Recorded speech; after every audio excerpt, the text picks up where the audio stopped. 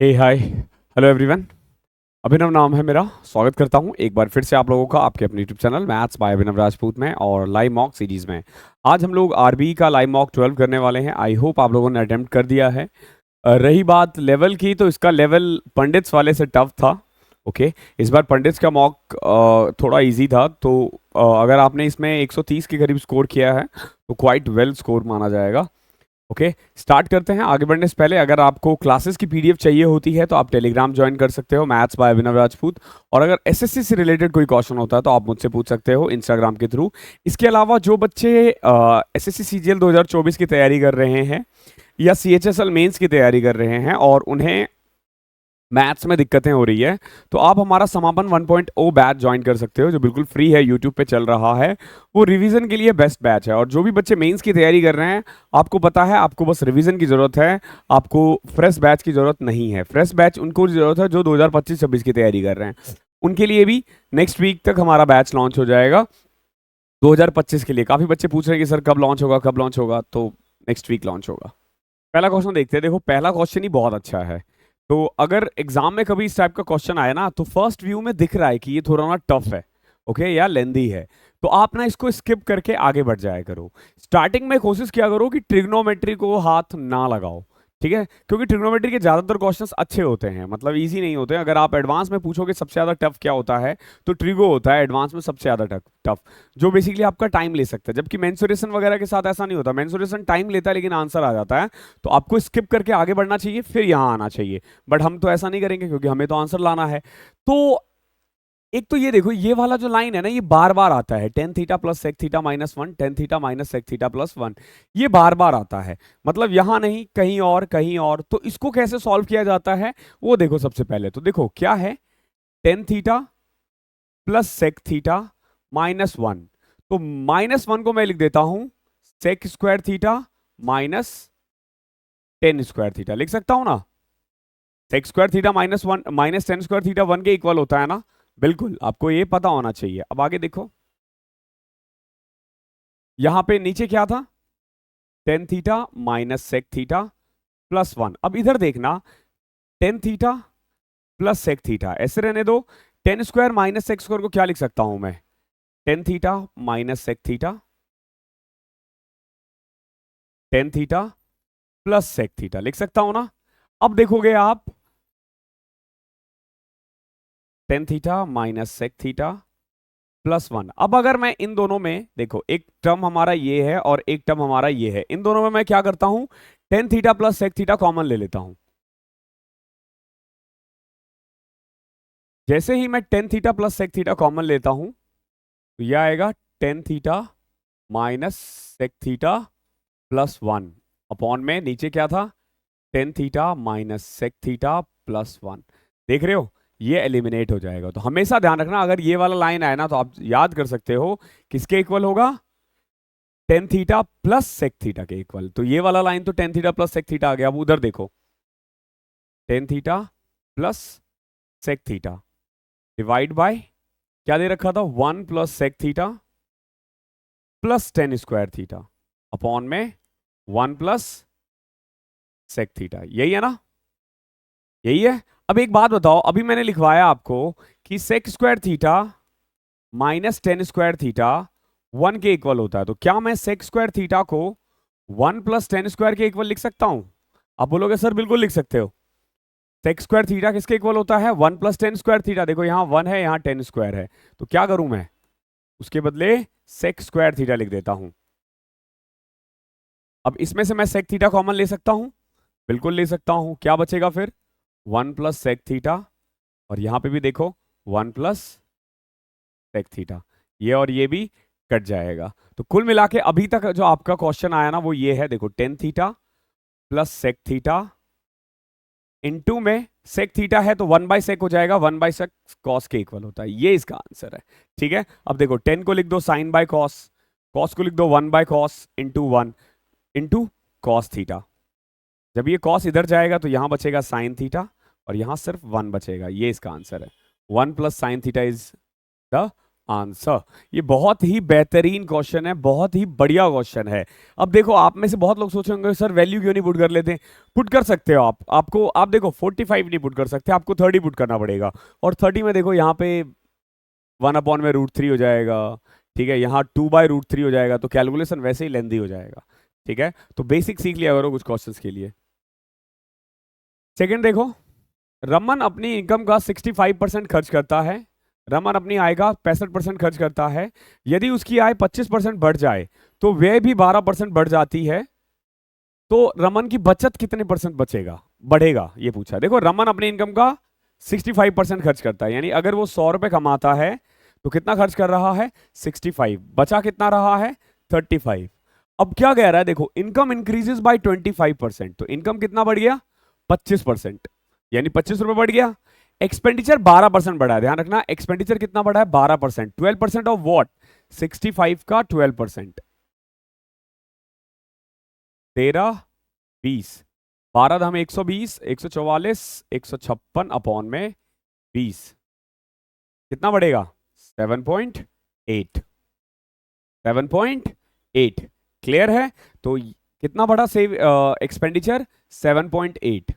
अब खुद सोचो, इनकम बढ़ा 25, खर्चा बढ़ा 7.8, तो ये कितना बढ़ेगा 17.2।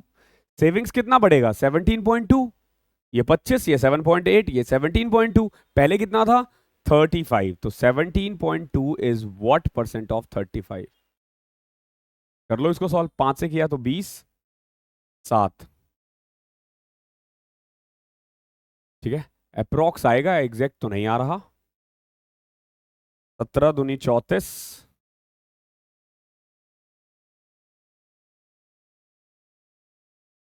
344 अपॉन में 7, 7 ओके 28, 49 पॉइंट समथिंग आ रहा है, तो 50% मान लेते हैं इसको।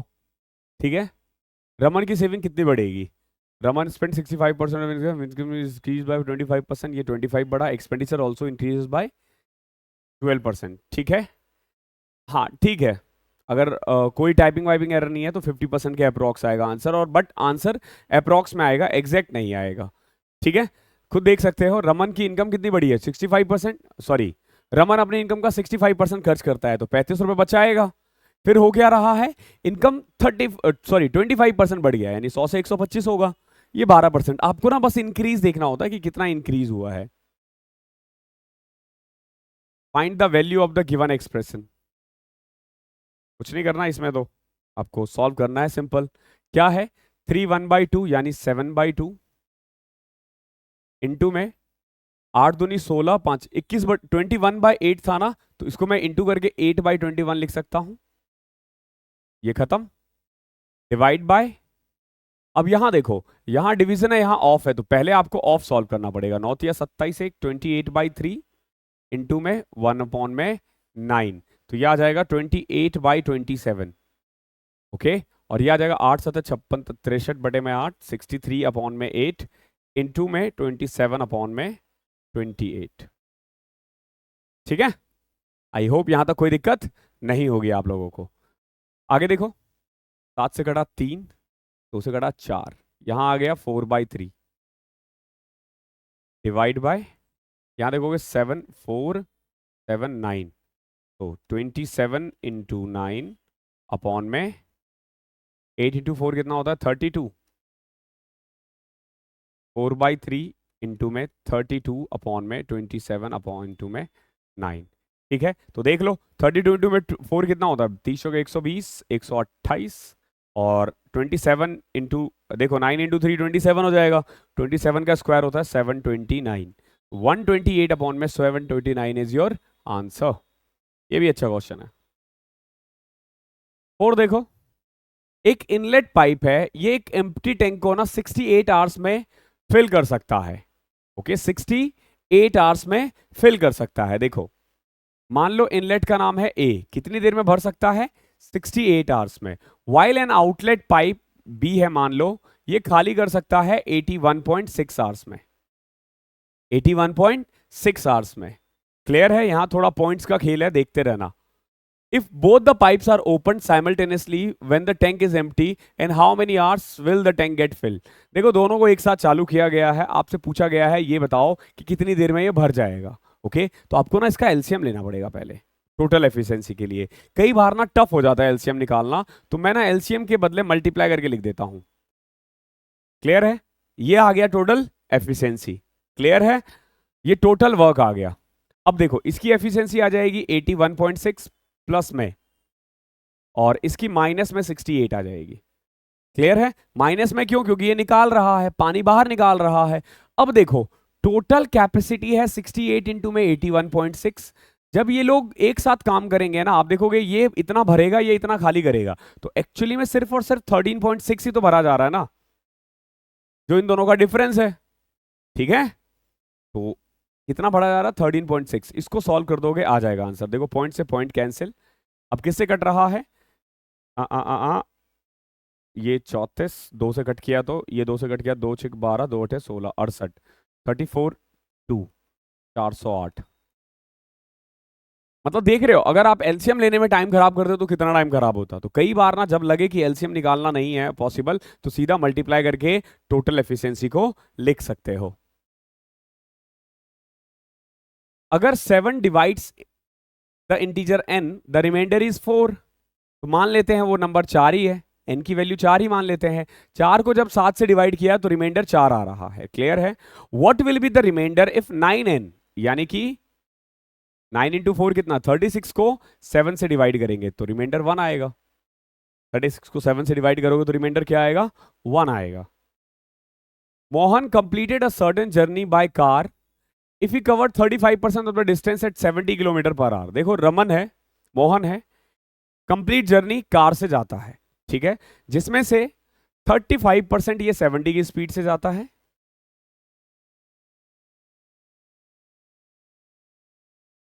45% डिस्टेंस 135 किलोमीटर पर आवर की स्पीड से जाता है, और रिमेनिंग जो है ना, रिमेनिंग कितना हो जाएगा? देखो ये 45 है, ये 35 है, रिमेनिंग हो गया 20%। किस स्पीड से जा रहा है?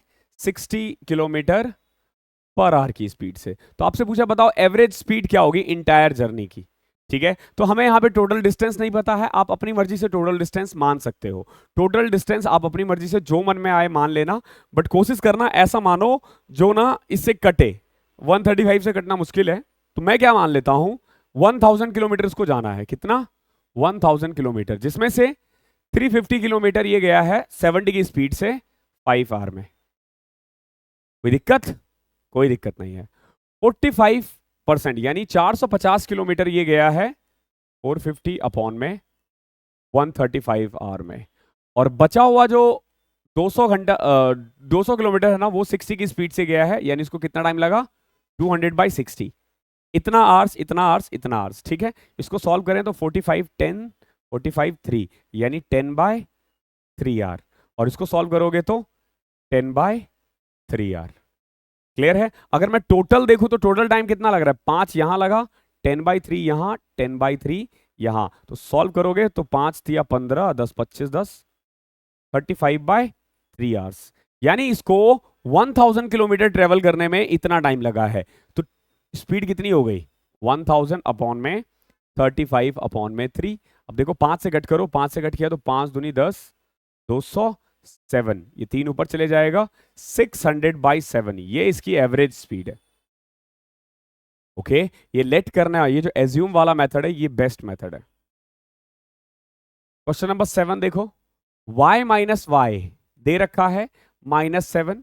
आपसे पूछा what will be the value of y की पावर 5 माइनस y की पावर 1 अपॉन में y की पावर 5। देखो सबसे पहले तो ये देखो दे क्या रखा है, y माइनस 1 अपॉन में y, इसकी पावर 5 निकालना है, तो इसका फॉर्मूला आपको पता होना चाहिए। क्या होगा? आइदर y की क्यूब माइनस 1 अपॉन में y की क्यूब निकालो, y स्क्वायर माइनस 1 अपॉन में y स्क्वायर प्लस में। ठीक है, तो जब इससे मल्टीप्लाई करते हो तो y की पावर 5 प्लस में y minus y minus 1/y ये आ जाएगा। ठीक है, y5। ओके, देखो ये फॉर्मूला ना आपको याद रखना चाहिए, याद रखना पड़ेगा। और अगर मैं ये वाला बढ़ा लेता हूं जैसे y की क्यूब प्लस 1/y की क्यूब लिख दूं और यहां y square minus y by 1/y square रखूं तो क्या आएगा, देखो y की पावर 5, यहां पे फिर प्लस लिखना पड़ेगा y माइनस 1/y। ठीक है, तो ये दोनों फॉर्मूले में से कोई भी पुट करोगे तो आंसर आ जाएगा। अब देखो दे क्या रखा है, y माइनस 1/y दे रखा है -7। आप यहां से सबसे पहले y की क्यूब माइनस y की क्यूब निकाल सकते हो, क्या आएगा -7 की क्यूब -3 इंटू में -7, क्यों यही आएगा ना, सॉरी प्लस। ओके, हमेशा ध्यान रखो अगर कभी भी x प्लस 1/x p दे रखा हो तो x की क्यूब प्लस 1 अपॉन में x की क्यूब होता है p की क्यूब -3p, और अगर x माइनस 1 अपॉन में x p दे रखा हो तो सेम का फॉर्मूला हो जाता है p की क्यूब, वैसे माइनस का लगेगा यहां से, p की क्यूब प्लस में 3p। ये फॉर्मूला याद रखना, ठीक है, जो हमने अलजेब्रा में कर रखा है। और आई नो अगर आप टेस्ट देने आए हो, मॉक टेस्ट दे रहे हो, तो आपको ये वाला फॉर्मूले का भी आइडिया है। ओके, बिगिनर्स तो नहीं ही दे रहा होगा।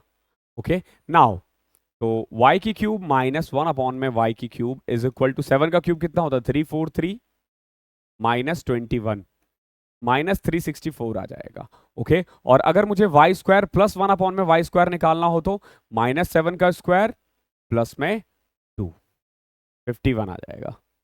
ठीक है, तो कुल मिला के सब कुछ तो आ चुका है, पुट कर दो यहाँ पे। y की क्यूब माइनस वाई की क्यूब कितना लेकर आए हो -364, y square plus y 51 minus y minus 1/y तो +7 हो जाएगा।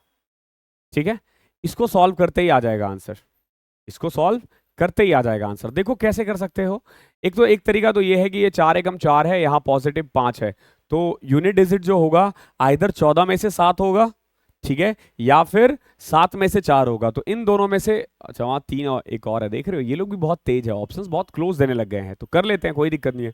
364 को 51 से मल्टीप्लाई करना कितना आसान है, इतना आसान है। मैंने पहले किया 364 को 50 से तो ये आया, और अगर मैं 1 से करूंगा तो ये आएगा, तो 18,561 माइनस में +7 तो ये आ जाएगा -18,550 54 ना, 54,761 होता है ना, 1854, सॉरी 4 था यार, 14 में से 7 गए तो 7, मैंने बोला था ना आइदर 7 आएगा या 3 आएगा, ज्यादातर चांस इसी का था। ओके, ये इसका आंसर है। थोड़ा कैलकुलेटिव था, यानी कि ये जो पेपर है आरबी का ये टफ है, अभी तक जो मैं देखा उसके अकॉर्डिंग टफ है। अगला देखो, a man borrowed a certain money, sum of money at the rate of 15% per annum, simple interest for the first 3 year, 10% per annum simple interest for the period beyond 3 year. देखो एक आदमी ने कुछ पैसे लिए, पहले 3 साल के लिए तो उसको 15% देना पड़ेगा, और उसके बाद 10% है। ठीक है, if he page a total interest of 8797.50 at the end of 7 year. देखो अगर इसने 7 साल के लिए पैसा लिया है तो 3 साल तो इसने 15% दिया यानी 45% इंटरेस्ट दिया, और 4 साल इसने 10% के हिसाब से दिया यानी 40% दिया, तो टोटल 7 साल में ही ना ये 85% तो एज अ इंटरेस्ट ही देगा।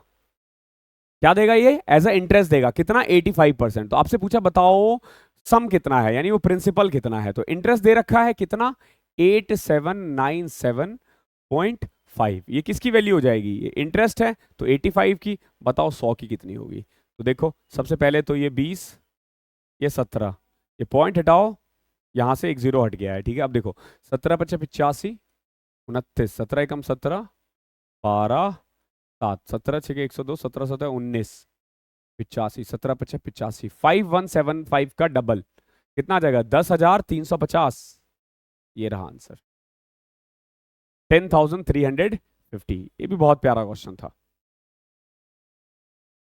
क्वेश्चन नंबर 9 देखो, Sunita 55% of Samita's income is equal to 88% of Bhairav's income. मतलब इन्होंने पता नहीं क्यों इतना कैलकुलेटिव बना दिया है यार। 55% of Samita's income is equal to 88% of Bhairav's income. ठीक है, परसेंटेज से परसेंटेज कट जाएगा, यहां से सुमिता, समिता और भैरव इसका रेशियो आ जाएगा 88 अपॉन में 55, यानी कि 8 और 5, ये इनकम का रेशियो आया है।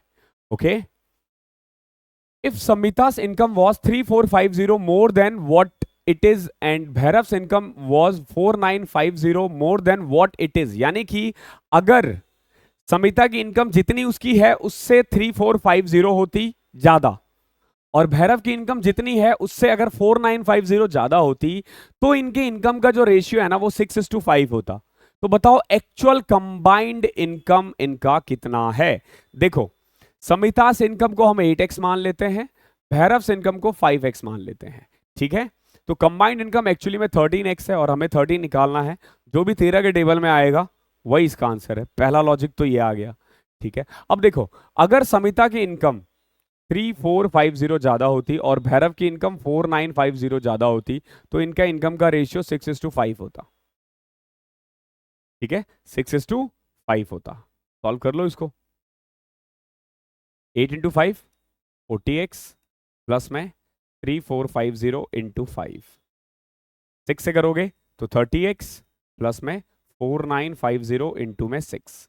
क्लियर है? इस 30 को इधर ले आओ तो क्या बचा 10x। 10x is equal to 4950 into 6 minus 3450 into 5। Clear है? मैंने अभी तक सॉल्व नहीं किया। अब देखो यहाँ 10 था तो 10 से तो सबसे पहले मैं इसको एलिमिनेट कर सकता हूं ना।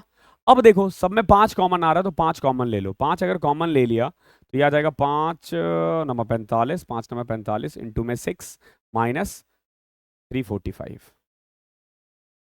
5 इंटू में 594 माइनस 345। ठीक है, 5 इंटू में कर दो, 14 में से 5 गए 9,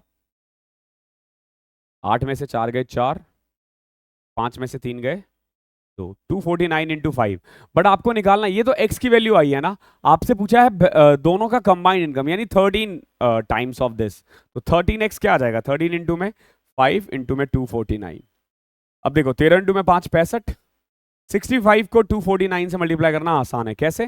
देखो मैंने 65 को पहले 100 से किया, ये आया, फिर मैंने 100 से किया, ये आया, फिर मैंने 50 से कर दिया 3250। तो कुल मिला के 0 5 5 5 10 2 12 6 6 12 3 15 1 16, 16,250 आया जब मैं 65 को 249 से करूंगा। ठीक है, सॉरी 250 से करूंगा तो इसमें से मैं 65 घटा देता हूं तो 16,185, 16,185 इज योर आंसर।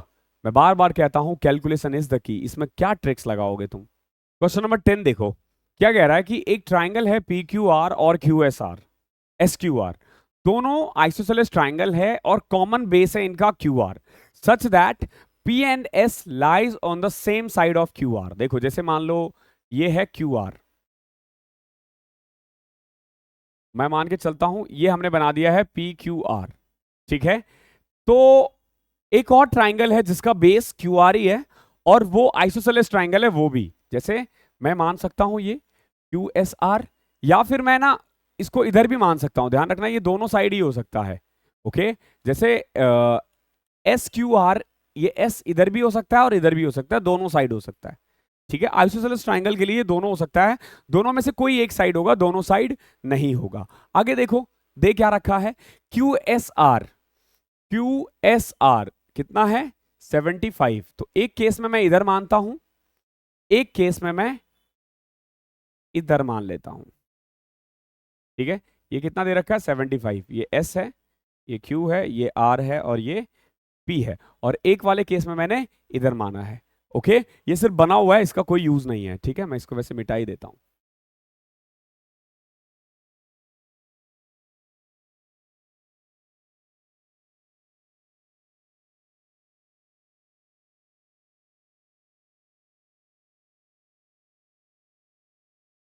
ठीक है, आगे देखो, QSR कितना दे रखा है 75 या 75, और QPR, QPR 120 दे रखा है। एक बात बताओ, अगर ये 120 है तो ये तो श्योर है कि ये 30 होगा और ये भी 30 होगा। ओके, अगर ये मान लो 180 है, सॉरी 120 है, तो ये 30 होगा पूरा और ये भी 30 होगा। आपसे पूछा गया है एस आर पी बताओ कितना होगा, एस आर पी आइदर ये वाला बताओ, तो एक केस में तो ये 30 से कम होगा, और अगर मैं इधर चलूं तो एस आर पी, ओके, दोनों ही केस में आप देख रहे हो कि जो एस आर पी है ना वो 30 से कम है, दोनों ही केस में एस आर पी जो है वो 30 से कम है, ओके, पी क्यू आर और एस क्यू आर मैंने जब दो लिया था, दोनों ही केस में ये 30 से कम है। आगे देखो, तो आंसर ये नहीं हो सकता, इन्हीं तीनों में से कोई एक होगा। अब देखो हमें निकालना है एस आर पी, कैसे निकाल सकते हो, देखो अगर ये 75 है, समझना अगर ये 75 है तो दो चीज हो सकता है, ये भी 75 हो जाए, अगर ये 75 है तो ये भी 75, तो उस केस में ये वाला एंगल 30 डिग्री होगा। क्या ये पॉसिबल है, क्या ये पॉसिबल है? हाँ, बिल्कुल पॉसिबल नहीं है, ठीक है। तो इन दोनों के अलावा एक और तरीका है इस फिगर को बनाने का, वो ये है, देखो P Q R, S Q R. अब देखो ये कितना था एंगल एस, 75, और ये कितना था 120, दैट मीन्स कि देखो ये 120 था तो ये 30, ये 30, क्लियर है। अब देखो इस वाले केस में जब मैं इसको 75 लेता हूं, तो एक तरीका तो ये है कि मैं इसको 75 बना दूं, ठीक है, तो उस केस में ये 30 हो जाएगा। बट एक बात बताओ, ये कंप्लीट 30 है तो क्या ये 30 हो सकता है? नहीं हो सकता। सेम इसी केस में अगर मैं इसको 75 ले लूं और इसको भी 75 ले लूं, तो ये 30 नहीं हो सकता क्योंकि ये पूरा 30 है, तो ये 30 से कम ही होगा, ओके, तो ये दोनों ही फिगर नहीं बन सकता है, ये बनेगा। तो अगर देखो ये 75 है, अब मैं क्या कर सकता हूं, मैं चाहूं तो इसको 75 ले लूं उस केस में, लेकिन ये 30 बन जाएगा पूरा, तो वो भी गलत हो जाएगा। मैं एक काम करता हूं, इसको 75 लेता हूं और इन दोनों को बराबर बनाता हूं, कितना, अगर ये 75 है तो ये दोनों कितना कितना आ जाएगा, 65.5, 60, सॉरी, आ आ आ आ 105, 52.5 आ जाएगा ये पूरा, ठीक है। तो उस केस में ये वाला एंगल भी 22.5 हो जाएगा और ये वाला भी 22.5 आ जाएगा। क्या पूछा था आपसे, S R P 22.5 is your answer. ये बहुत टफ क्वेश्चन है, दिखने में इजी लग सकता है लेकिन है नहीं, बहुत तीन तीन चार चार फिगर बनाने पड़ेंगे आपको ये करने के लिए, ठीक है। तो इस क्वेश्चन को इजी मत बनाना, दो और तरीका है निकालने का। देखो ये ऐसे भी बन सकता था, ऐसे या ऐसे, एस यहाँ पे भी या फिर यहाँ पे भी रह सकता है, ठीक है। तो ये थोड़ा सा टफ था और टाइम टेकिंग भी। क्वेश्चन नंबर 11 देखो, दो जार है ए और B containing the solution of two liquid P and Q, the ratio of liquid P and Q in the jar, मतलब लेकिन ये जो पेपर है ना, ये बहुत ही फालतू पेपर बनाया है, मतलब ऐसा बनाने का कोई लॉजिक नहीं होता जिसमें ना बच्चे करके टाइम खराब हो, बच्चा अटेम्प्ट ना कर पाए, खामा खाम ना उनका जो बाकी चीजें हैं ना, मतलब मोरल डाउन हो जाता है। दो जार है A and B are containing the solution of two liquid P and Q, the ratio of the liquid P and Q in the jar A and B are 4:17, 1:13। देखो P में है, दो jar था ना, ए में है P और Q का रेशियो 4:17, और बी में कितना है पी और क्यू का ratio 1:13, okay. If 6 litre of the solution of jar B and 9 litre, देखो इसका 9 और इसका कितना litre, 6, 6 litre of B and 9 litre of jar A. देखो क्या कह रहा है, सबसे पहले तो देखो, तो हमारे पास दो जार है ए और बी, दोनों में ना पी और क्यू जो सॉल्यूशन है ना, इनका रेशियो दे रखा है 4:17 और 1:13, ओके। अब आपसे बोला है कि अगर 6 लीटर सॉल्यूशन ऑफ बी निकाला जाए और 9 लीटर ऑफ सॉल्यूशन ए निकाला जाए, तो बताओ रेशियो क्या होगा पी और क्यू का न्यू मिक्सचर में। तो पहला काम तो इसको बराबर करो, ये 17 और 4 21 है और ये 14 है, तो इसको 42 बनाओ। कैसे, ये हो जाएगा 34 और ये हो जाएगा 8, इसको बनाने के लिए ये 39 और ये 3, क्लियर है। अब देखो इसकी 9 क्वांटिटी उठाई जा रही है, तो 9 8 जा 72, 34 इंटू में 9, और इसकी 6 क्वांटिटी उठाई जा रही है तो 18 इंटू में 39 इंटू में 6, तो ये तो आ जाएगा 90, ओके। ये 90, ये कितना आएगा, देखो इसमें कुछ कॉमन आ रहा है क्या, 3 कॉमन आ रहा है, 34 इंटू में 3 102, 13 इंटू में 6 78, 180 इंटू में 3 540, 90 रेशियो 540, 1:6 इज आंसर। देखो आंसर तो सबका आ जाएगा, कैसे क्वेश्चन कैसा भी बना लो, बट देख रहे हो ऐसे ऐसे क्वेश्चंस भी, मतलब कुछ क्वेश्चंस इजी भी देना चाहिए ताकि थोड़ा मॉडरेट रहे। क्वेश्चन नंबर 12 देखो, देखो क्या कह रहा है, which of the following expression is equal to x square minus 5x+6 upon में एक्स स्क्वायर माइनस 4। देखो x square minus 5x+6 upon में एक्स स्क्वायर माइनस 4, यही है ना। इसका फैक्टर कर सकते हो, क्या आएगा, तो x माइनस 3, -2 कॉमन लोगे तो x माइनस 3, तो x माइनस 2, x माइनस 3, और नीचे एक्स स्क्वायर माइनस 4 है, इसको लिख सकते हो x माइनस 2, x+2। ठीक है, ये कट गया, x माइनस 3 अपॉन में x+2 इज आंसर, ये इसका आंसर हो जाएगा। ठीक है, अच्छा क्वेश्चन था ये भी। 13 देखो, the average age of 20 student in a class is 16 year. 5 new student with an average of 16.6 joins this class. What is the average of 25 student? देखो पहले तो 16 बच्चों का एवरेज कितना था, 20 था, तो सम का सम कितना आ जाएगा, 320, 16 इंटू में 20।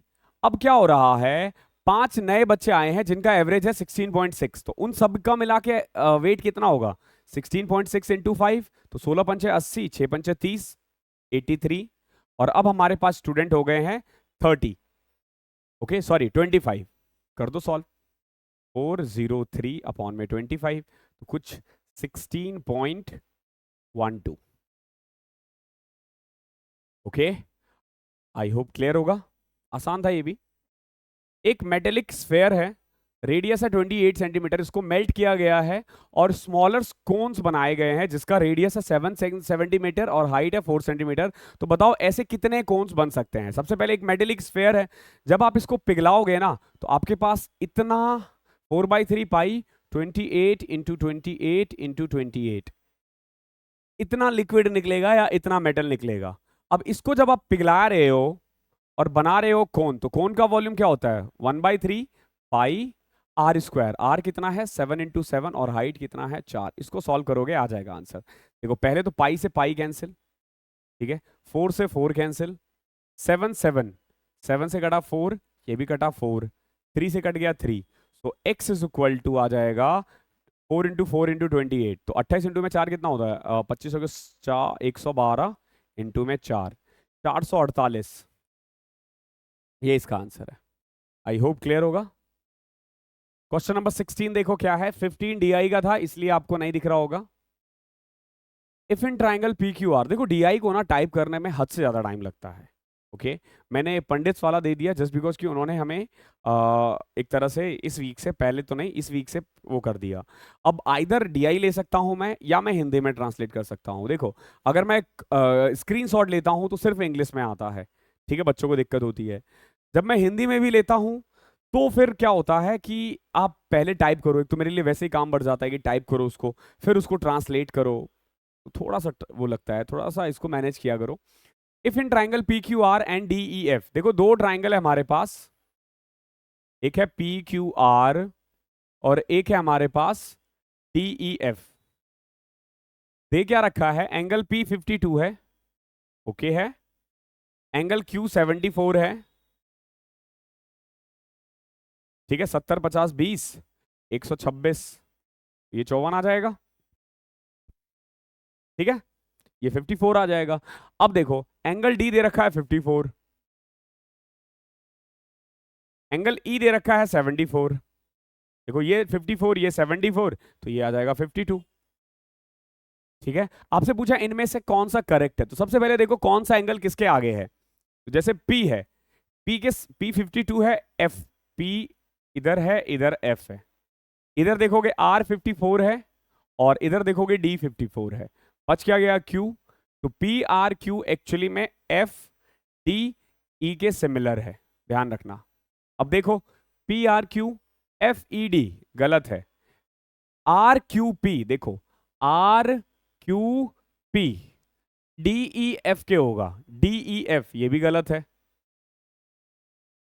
P Q R F E D ये सही है। ध्यान रखना जो जिसके सामने है वही होगा, जैसे एंगल P तो एंगल F के इक्वल है ना, है, एंगल Q एंगल E के इक्वल है, आप देख सकते हो एंगल Q 74 है, E भी 74 है, तो बराबर कर दिया करो, मैंने ये सिमिलरिटीज में पढ़ा रखा है। क्वेश्चन नंबर 17 देखो।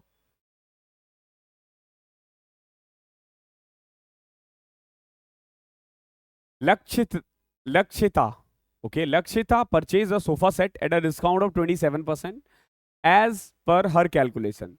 She noticed that if she would have not been given the discount, she would have paid 17,280 more as the cost of his sofa set. What is half of the amount? देखो ये क्या कह रहा है, क्या कह रही है कि इसको ना 27% डिस्काउंट मिला, और वो जो डिस्काउंट है ना एक्चुअली में 17,280 के बराबर है, 17,280 के बराबर है। तो आपसे पूछा है कि what is the half of the amount, amount का हाफ कितना होगा। तो सबसे पहले ये देखो 17,280 किसकी वैल्यू है, 27% की, ये मार्क प्राइस का, मार्क प्राइस का 27% है। आपसे पूछा है 50% ऑफ अमाउंट, मतलब मार्क प्राइस का 50% कितना होगा। सिंपल, इसको सॉल्व कर दोगे आ जाएगा आंसर। ठीक है, आप 100 निकाल के 2 से डिवाइड करो, उससे डायरेक्ट यही कर दो। तो करते हैं सॉल्व। 27 9 से कट करते हैं, 9 एकम 9, 9 8 72, अरे 9 से कट नहीं रहा ये, 9 एकम 9, सॉरी 9 8 72, 9 नमा 81,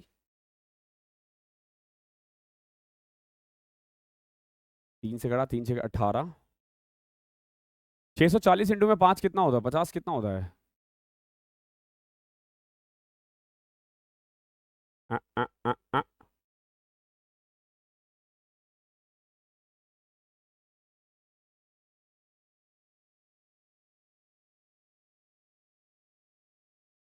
what is the half of the amount. अच्छा अच्छा अच्छा अच्छा अच्छा, नहीं नहीं, देखो इसमें क्या पूछा है, what is the half of the amount Lakshita paid for the sofa set.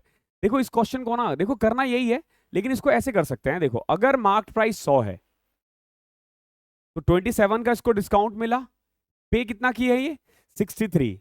आपसे पूछा है what is the half of the amount Lakshita paid, तो half of the amount of this यानी 31.5। तो कुल मिला के देखो 17,280 जो है ना, वैल्यू किसकी है 27 की, और आपको आपसे पूछा है 31.5। ठीक है, अब देखो यहां ना 4 ऑप्शन है, चारों ऑप्शन ना आप देखोगे ये 27 और 21 से 1 पॉइंट समथिंग होना चाहिए, बट हर कोई ना बहुत बड़ा अमाउंट है, तो ये तीनों घट जाएगा, ये इसका आंसर बचेगा। सॉल्व करके देख लो तो भी यही आएगा, बट इस क्वेश्चन में सॉल्व करने की जरूरत नहीं है क्योंकि ऑप्शन इतना दूर दूर है। बाकी आप सॉल्व भी कर सकते हो, मैंने तो दे ही दिया है। क्वेश्चन नंबर 18 देखो क्या है, एबीसी एक ट्राइंगल है, राइट एंगल है बी पे, ओके, राइट एंगल है बी पे, देखना ए बी और सी, ए बी और बी सी का रेशियो दे रखा है 5:12, तो ये 13 हो जाएगा। क्लियर है। अब देखो क्या पूछा है आपसे, साइन ए, साइन ए होता है परपेंडिकुलर अपॉन में hypotenuse 12/13। Sine B, sine B तो 90 डिग्री है, 1 होता है।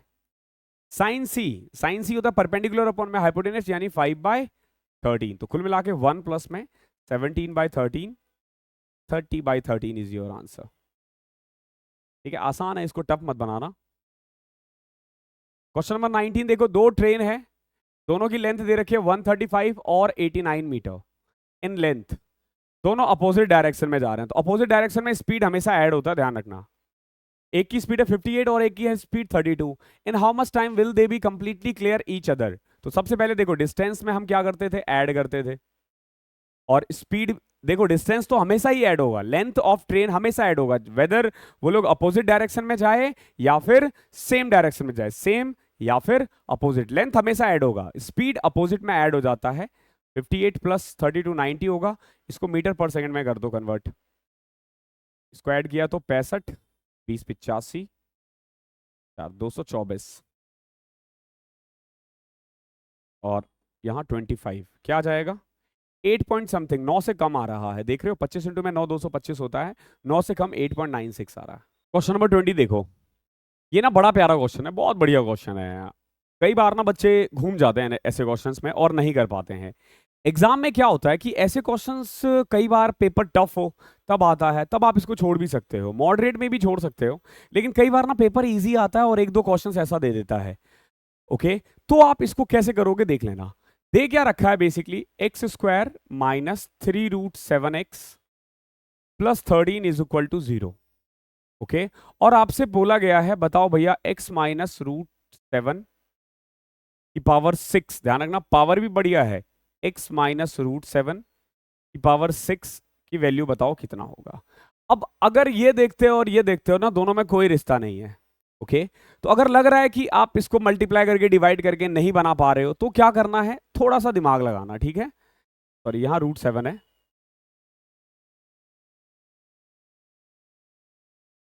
लेट या put x minus root 7 is equal to P. मैंने क्या किया, x माइनस रूट 7 को p पुट कर दिया। अब देखो मुझे क्या निकालना है, p की पावर 6 माइनस 1 अपॉन में p की पावर 6, ये निकालना है, ठीक है। ध्यान रखना ये निकालना है, ये हम बाद में निकालेंगे। अब इधर देखो, x माइनस रूट 7 p के इक्वल है, तो x की वैल्यू कितनी आ जाएगी, रूट 7 प्लस p। कोई दिक्कत होनी तो नहीं चाहिए।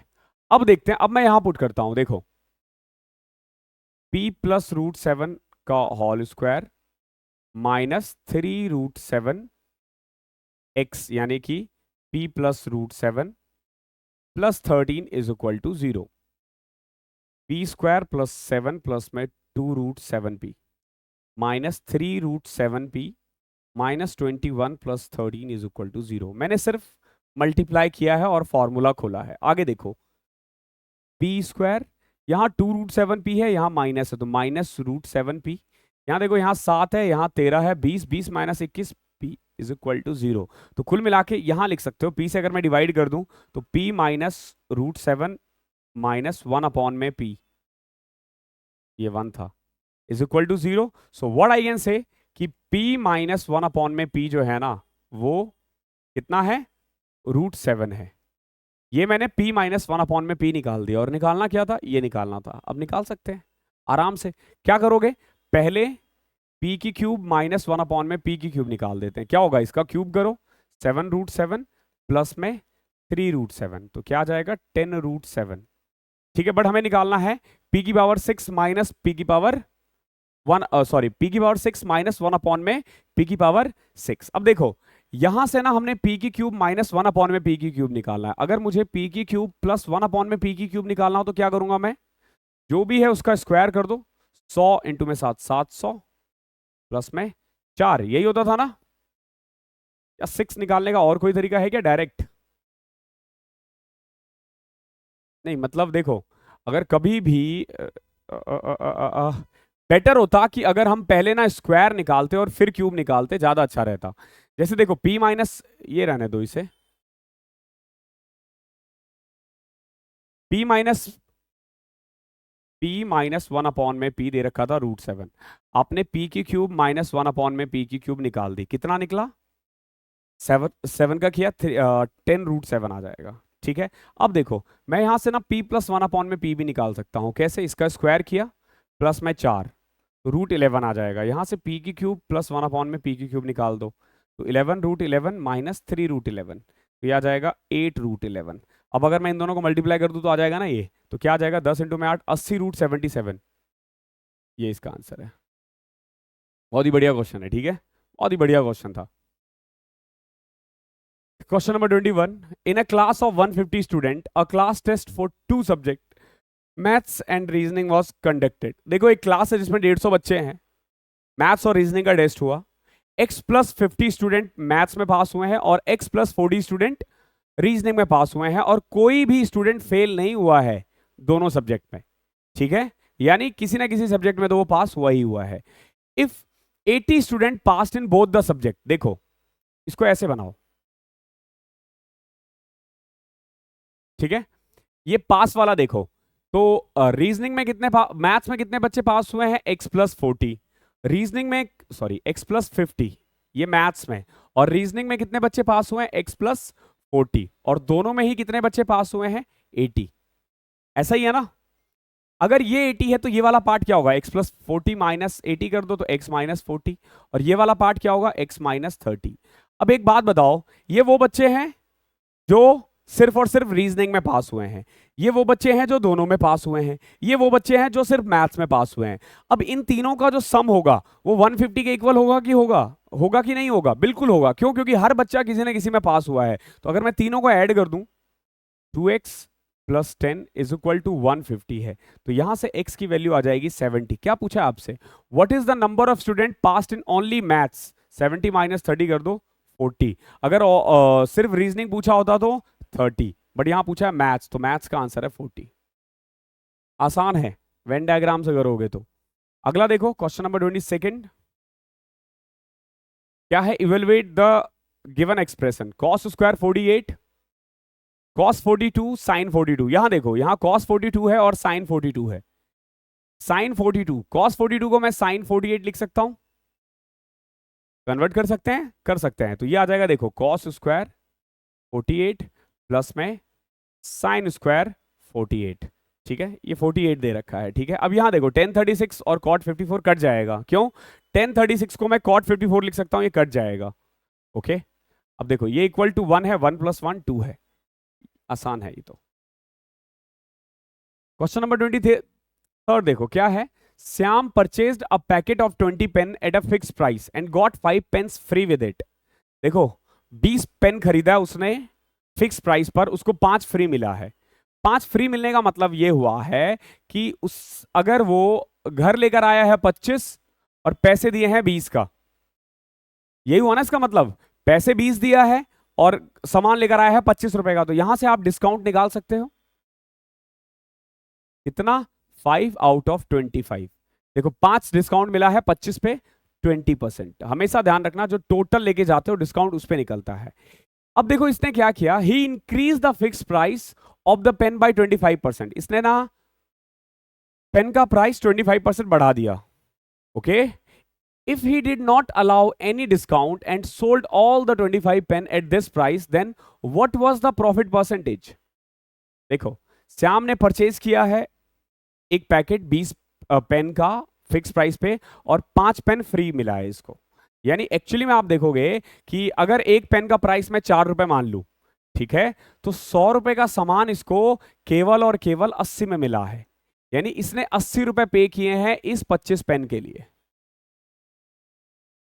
मानते हो ये 4 के बदले कुछ भी रख सकते हो। 4 क्यों माना है, क्योंकि यहां 25% है, तो 25% 4 का निकालना आसान रहता है। अब देखो इसने क्या किया, श्याम ने क्या किया, ये ठहरा बनिया।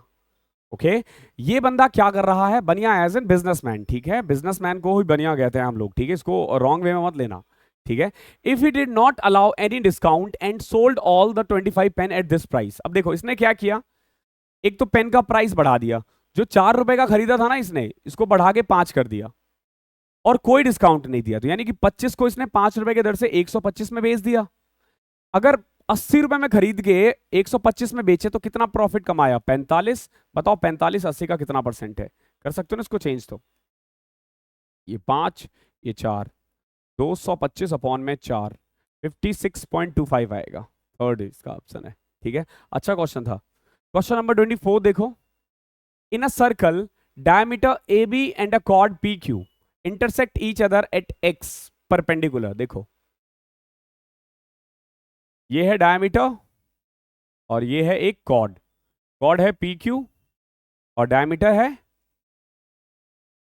A B. ये एक दूसरे को x पे कट कर रहे हैं और ax और bx और bx का रेशियो है 3:2। ये देखो ये 3 है ये 2 है, तो बीच में कहीं होगा रेडियस, आई मीन सेंटर। ठीक है, यहां से 0.5 दूर, 2.5 ढाई और इधर ढाई। ओके है, and the radius of the circle is 5। अब देखो हमारे अकॉर्डिंग चले तो रेडियस कितना है 2.5, बट इन्होंने दे रखा है 5। कोई दिक्कत नहीं है, रेडियस को 5 मान लेते हैं। तो अगर ये रेडियस 5 है तो ये वाला पार्ट 1 हो जाएगा और ये वाला पार्ट 4 आ जाएगा। Then the length of the chord P Q. अब बताओ पी क्यू का लेंथ कितना होगा, पी क्यू का लेंथ कितना होगा। ओके, आपसे ये पूछा है पी क्यू का लेंथ कितना होगा। एक चीज हमेशा ध्यान रखना कि कॉर्ड को ये बीच से ही डिवाइड करेगा। ठीक है, तो आप बस ये निकाल दो, ये 1 है और ये 1 है, ये 5 है, ये 5 है, ये 1 है, तो ये कितना आ जाएगा √24, यानी 2√6। ये 2√6 है, ये भी 2√6 है, ऐड कर दोगे 4√6 इज योर आंसर। आसान है, हमेशा ध्यान रखना दो कॉर्ड कुछ ना बोले तो बीच से ही डिवाइड कर रहा है। ठीक है, ऐसे बीच से ही डिवाइड करता है।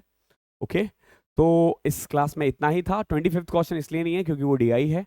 थोड़ा सा पेपर टफ था, थोड़ा ही नहीं, मैं तो बोलूँगा बहुत अच्छा पेपर था, बहुत कैलकुलेटिव था।